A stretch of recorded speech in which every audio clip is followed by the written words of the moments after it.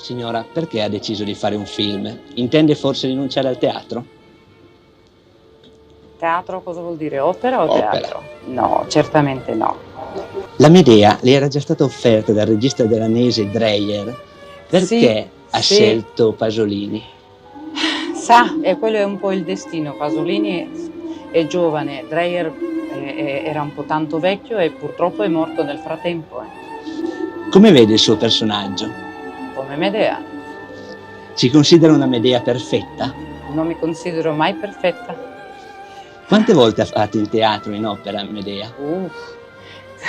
Credo che la prima volta che ho fatto la Medea a Firenze era all'epoca di insomma, l'abitudine di fare, sa che si va a epoche, dunque era credo la grande Sara Ferrati qua, era la Judith Anderson in America, era la moda della Medea, e quando sono capitata io con la Medea a Firenze proprio ho avuto una paura terribile, perché ho detto, oddio mio, noi con la lirica fare la Medea io non ho neanche una chance. È andata bene naturalmente, essendo lirica e non teatro e da allora insomma mi avete tutti consacrato, forse lei è troppo giovane, insomma mi avete consacrato un successo. Conosce Giuseppe Gentile, l'atleta che farà Giasone? Non ho ancora conosciuto. Come è stato scelto? Beh, direi piuttosto al signor Rossellini che lo dica. È stato scelto insieme a Pasolini, e poi la signora Callas ha visto le fotografie che ha approvato. Anche perché Vede, è molto alto, ha un bellissimo fisico, eccetera, questa è la ragione. Sì, era anche una ragione principale, perché vicino a me, essendo una donna altissima, abbiamo pensato che ci vuole assolutamente un Giasone, un bel ragazzo e molto ben fatto.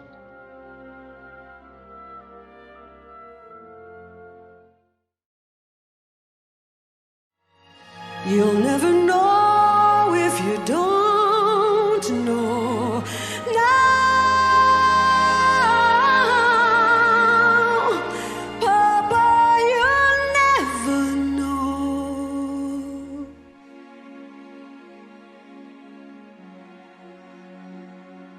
I had read Yentl in 1968, and it was a short story written by Isaac Singer, sent to me by a man named Valentine Sherry, who was the producer of this so-called film, and he was asking me to be in it as the star.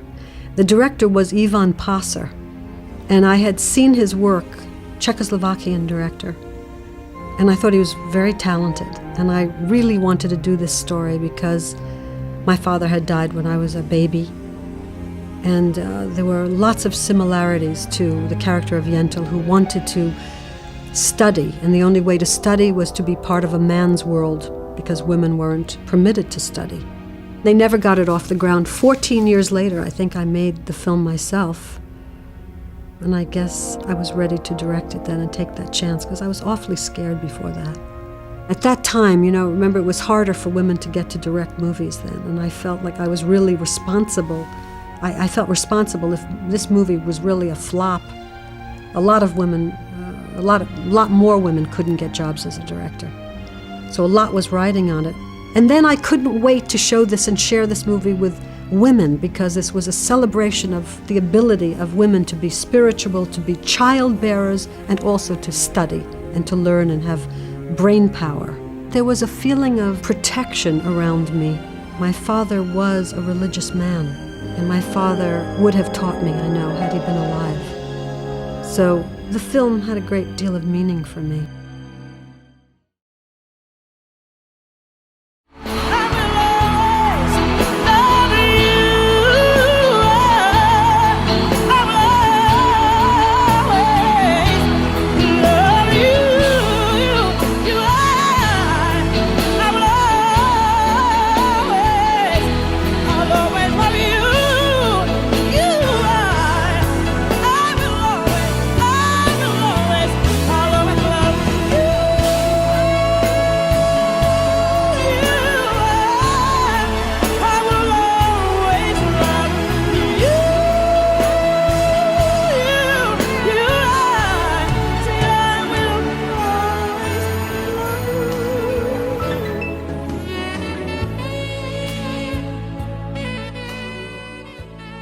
movie goes, was Kevin good to you since he was an old pro and you were the rookie? Yes, he was. He was very good to me. He was very kind.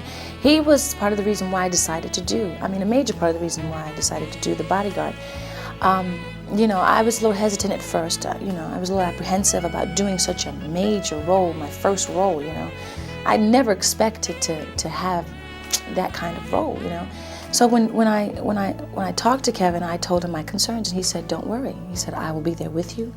And he said, "Believe me, you're going to be a natural at it." He said, "I just know it. I've been watching you, and I know that you're going to be just great in this film." And I was going, "Well, how do you know this?"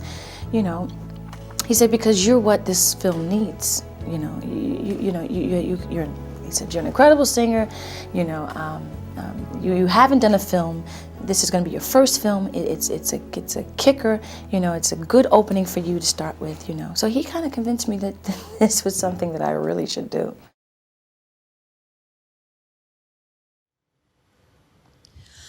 Quand il me prend dans ses bras, il me parle, les tout bas, je vois la vie en rose. Il m'a dit des mots d'amour, mots de tous les jours, et ça me fait quelque chose.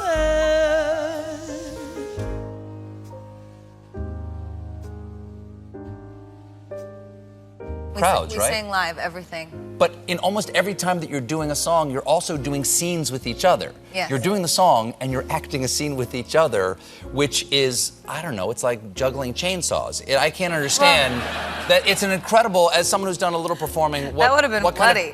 What kind of, that's a tightrope walk. What was that challenge like? You know, the truth is that, you know, I love singing with him.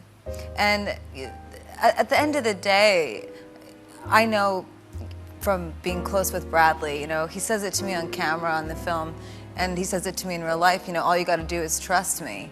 And the truth is that we just trusted each other, and the idea is, you know, not to act at all, you know, to sing, to communicate, to have a conversation. And when we did these scenes together, you know, we did them over and over, and they were different every time, and it was because we did it live. I hate it when I watch a movie and there's music in it and I can instantly tell that the actors are lip syncing. It drives me crazy. I'm like, we were just on Mars and now we're on Venus. Why are we on Venus? You know, because, you know, the reverberation changes, it's a different room, you know, but, you know, all his choices and how he shot everything, you know, even from the perspective of the stage and all the research that he did. I mean, he was in the studio all the time working and, you know, on music and just, you know, building a beautiful family and cast. It was a sanctuary for making art, and I'm just so glad I got to do it, man, because I never thought I was going to make it as an actress. I gave up and went for music. You started off as an actress, I understand. Like, you studied Lee Strasberg method. Yes. And at what point did you say, this isn't for me? Like, this is never going to happen? When I sucked at auditioning.